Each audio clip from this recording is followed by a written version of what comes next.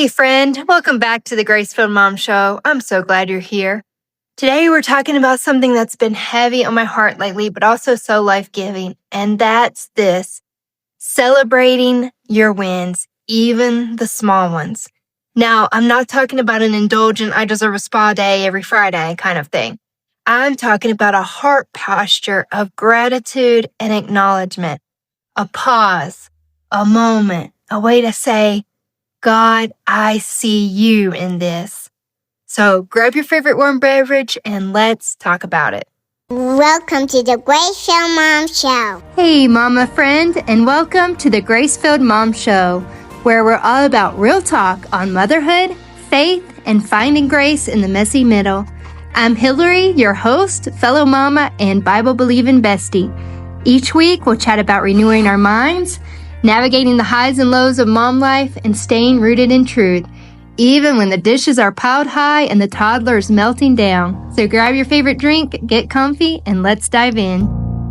Do you ever feel like you're doing everything and nothing? As moms, we know what it's like to be constantly busy. Folding laundry, cleaning up spills, wrangling toddler emotions, handling work emails. Our days are packed. And sometimes we reach the end of the day and think, what even happened today? I've felt that, like I'm doing all the things, but somehow none of them feel finished. Have you ever felt that way? That's exactly why celebrating wins matters so much. God is the one that shows us how to pause. If we go back to Genesis, think about it. God didn't just create everything in one swoop. He could have. He's God. But he didn't. He worked through each day with intentionality. And at the end of each day, he stopped and saw that it was good. It's such a powerful reminder. We're not meant to live in constant motion. We're meant to pause, acknowledge, and celebrate, just like our Creator did. Celebration, after all, is biblical. You know, Zechariah 4:10 says, "Despise not the day of small beginnings." I love that verse because sometimes when we start stuff, it just feels like it's so small and so challenging. But don't despise those small beginnings because we never know what God can turn them into. And 1 Thessalonians 5:18 reminds us, "In everything give thanks."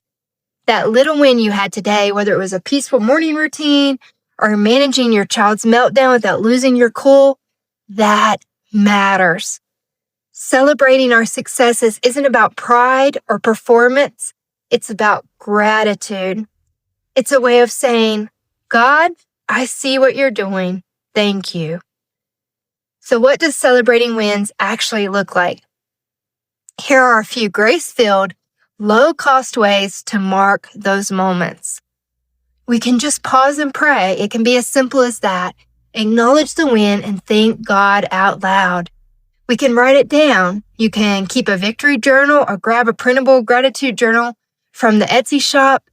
You can make a special cup of tea or coffee, light a candle, sit still, and just breathe.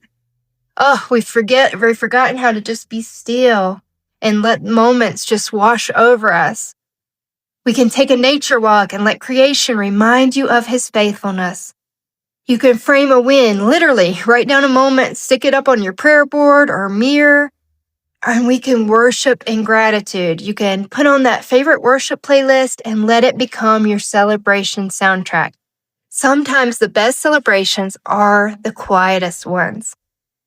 So here's a word of warning. When celebration becomes overindulgent, there was a season where I was rewarding myself every day during nap time with big old junk food binge.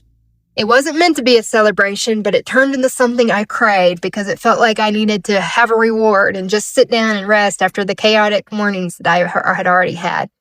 But it wasn't honoring my body or my spirit, and that's not what celebration is meant to be. We can absolutely celebrate with food at times, but let's ask, am I doing this from a place of gratitude or from a place of escape? Sometimes we think we're celebrating or we're rewarding ourselves, but we're just escaping. So when we root our wins in worship, they nourish us instead of draining us. So let's be women who celebrate, Not with comparison, not with perfection, but with quiet, steady gratitude for what is. Celebration doesn't have to be loud. It can be a whispered prayer, a smile in the mirror, a moment of peace on the porch. And when we live this way, we teach our kids that success isn't about applause or perfection. It's about faithfulness and gratitude. So here's your gentle nudge this week. Pick one win, just one, and celebrate it, however simple. And then come tell me about it. You can comment on the blog or message me on Instagram at Gracefield Mom Blog. I want to cheer you on. Every little win is worth noticing. You're doing good work, Mama. Let's not miss it. I know that today's episode was short and sweet, but I hope it gave you something to think about because in the past, I never thought about celebration this way as an act of gratitude, but it so can be, and it's such a beautiful way to live. So thank you for spending this time with me, and I pray this episode gives you permission to pause, reflect, and see God's hand in your everyday life. Until next time, friend, stay rooted in grace and keep celebrating those wins. I love you, friend. Thanks so much for hanging out with me today on the Gracefield Mom Show. If this episode encouraged you, would you do me a favor? Subscribe, leave a review, or share it with a mama friend who could use a little grace today. And if you've been blessed by the show and want to help cover the cost of the content I create while blessing our family, you can find my Buy Me a Coffee link in the show notes. There you can subscribe to our monthly membership, the Gracefield Mom Collective, where you get exclusive content, you can view digital products, or even give a one-time tip of any amount.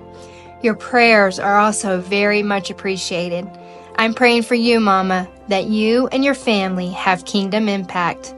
Never forget, you're not failing, you're growing, and you're doing better than you think. I'll see you next time, friend.